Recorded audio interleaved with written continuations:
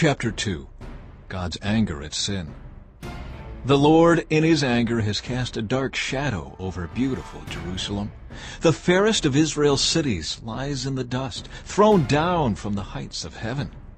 In his day of great anger, the Lord has shown no mercy, even to his temple. Without mercy, the Lord has destroyed every home in Israel.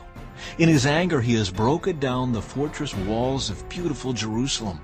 He has brought them to the ground, dishonoring the kingdom and its rulers. All the strength of Israel vanishes beneath his fierce anger.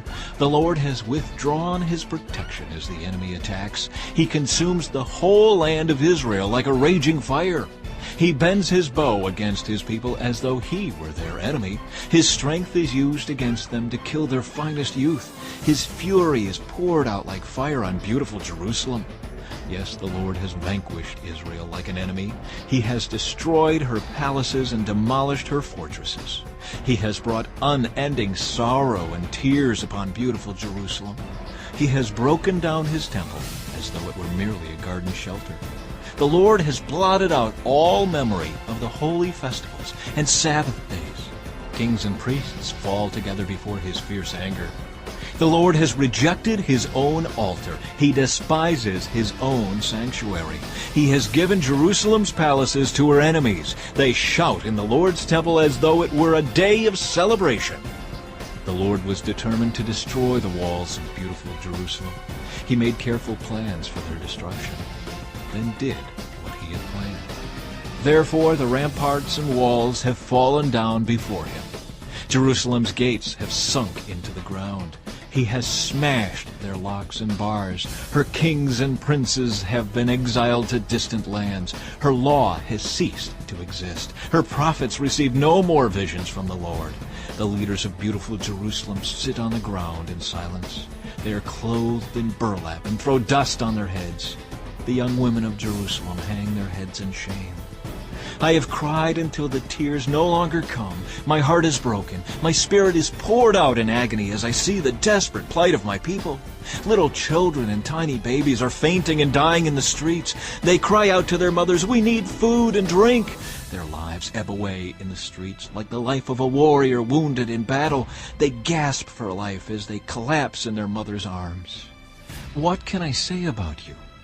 Who has ever seen such sorrow? O daughter of Jerusalem, to what can I compare your anguish? O virgin daughter of Zion, how can I comfort you?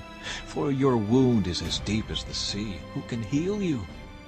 Your prophets have said so many foolish things, false to the core. They did not save you from exile by pointing out your sins. Instead, they painted false pictures, filling you with false hope. All who pass by jeer at you. They scoff and insult beautiful Jerusalem, saying, "Is this the city called most beautiful in all the world, and joy of all the earth?" All your enemies mock you. They scoff and snarl and say, "We have destroyed her at last. We have long waited for this day, and it is finally here." But it is the Lord who did just as he planned. He has fulfilled the promises of disaster he made long ago.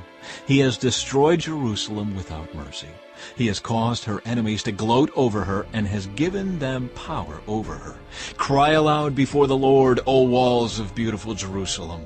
Let your tears flow like a river, day and night. Give yourselves no rest. Give your eyes no relief. Rise during the night and cry out. Pour out your hearts like water to the Lord. Lift up your hands to him in prayer, pleading for your children, for in every street they are faint with hunger. O Lord, think about this. Should you treat your own people this way? Should mothers eat their own children, those they once bounced on their knees? Should priests and prophets be killed within the Lord's temple? See them lying in the streets, young and old, boys and girls, killed by the swords of the enemy. You have killed them in your anger, slaughtering them without mercy. You have invited terrors from all around, as though you were calling them to a day of feasting. In the day of the Lord's anger, no one has escaped or survived. The enemy has killed all the children whom I carried and raised.